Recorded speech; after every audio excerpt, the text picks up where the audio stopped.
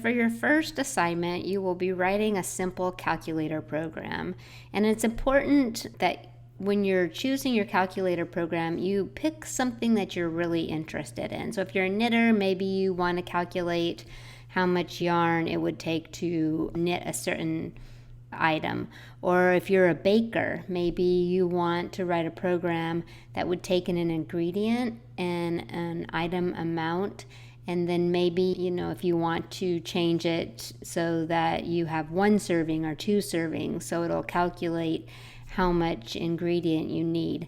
So pick something that you're super interested in, and then find at least 2 related pieces of information. I'm going to do a shopping program, and you are not allowed to do a shopping program because I will be changing this program for subsequent assignments, and so you can see the progression and follow along with your own idea. So you are not allowed to use a shopping cart type of a program.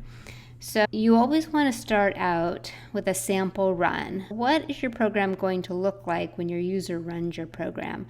I'm going to print a simple welcome message, and then I'm going to prompt the user for an item name, the quantity, and the price.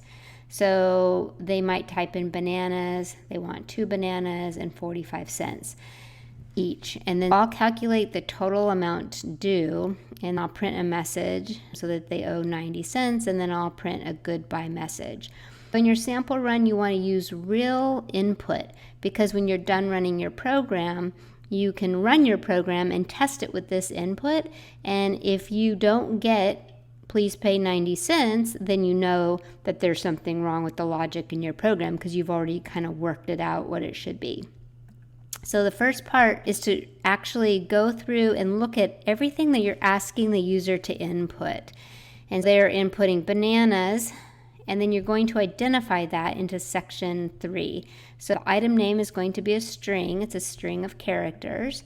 And then quantity, I'm going to have them input that as an integer. I'm not going to allow them to get 2.5 bananas. So all the quantities will be integers, and then the price will have to be a float because it needs to include decimals.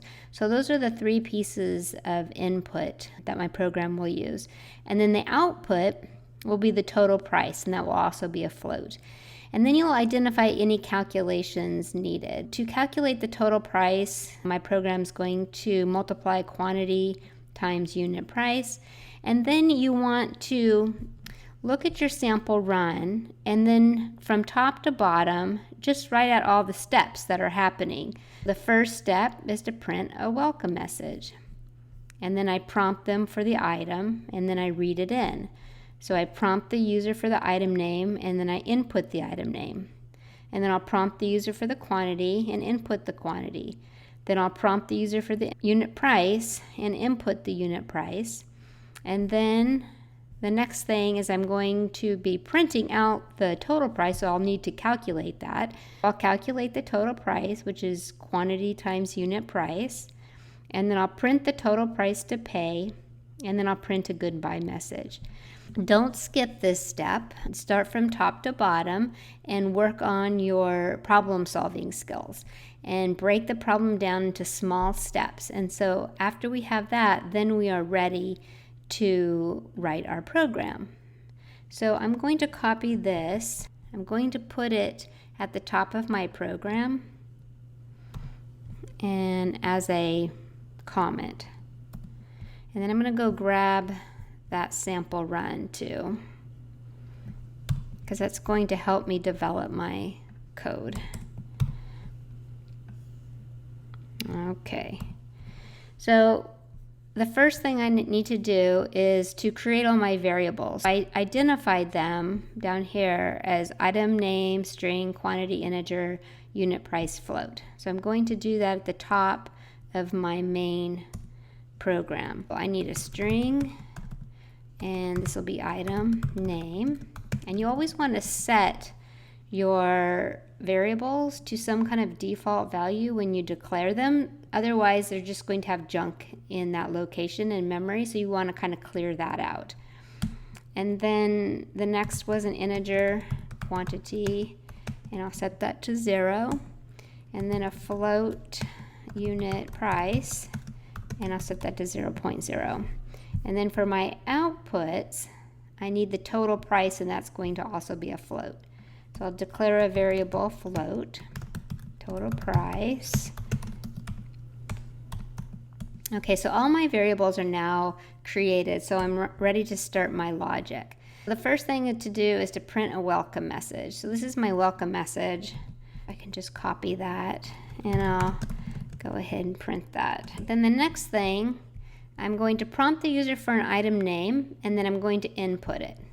So first I'll do a message to enter the item. And then I'll read it in, and I'll store it into this variable item name. And I think I want to allow my user to input spaces between the item name, like if they're buying chocolate chips, right? And so I'm not going to use CN. I'll have to use getLine, because that will read to the end of the line and it will include spaces. So I'll say getLine CN item name. That's the variable that I want to read it into. And then I'll do the same thing for quantity and unit price. Okay, I'll say enter the quantity, and then I'll read it into quantity, and enter the price, and I'll read it into price. And here I can use CN, because CN will just be reading the numbers that the user types and then storing them into these variables. Okay, now I'm ready to do, let's go look at my steps. Next, I want to calculate the total price. So total price will be assigned quantity times unit price. Okay, and that's the calculation. Now I'm ready to print my output. The output message will look like this. And since I am going to be printing money, I need to form the output to 2 decimals. And to format output, you have to include the header file iomanip. And then once you do that, you can send some information to Cout to say, hey, I want you to print numbers in fixed notation and set the precision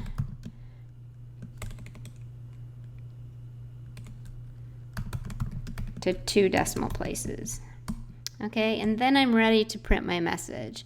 So what I'll do is I'll Cout, please pay, and then the total price, and then thank you for shopping. And because I set precision to 2, total price will print 2 decimal places. So let's go ahead and run that. And welcome to Allen's Market. One thing I want is a space there. Let's see. Stop that one. So let's put a space after that. So welcome to Allen's Market. So bananas to 45 cents. Please pay 90 cents. Thank you for shopping. And my output matches my sample run. So I know my logic is correct. So think about the program that you want to write for the rest of the semester and make sure your inputs are related. That's going to be very important for subsequent programs. And have fun.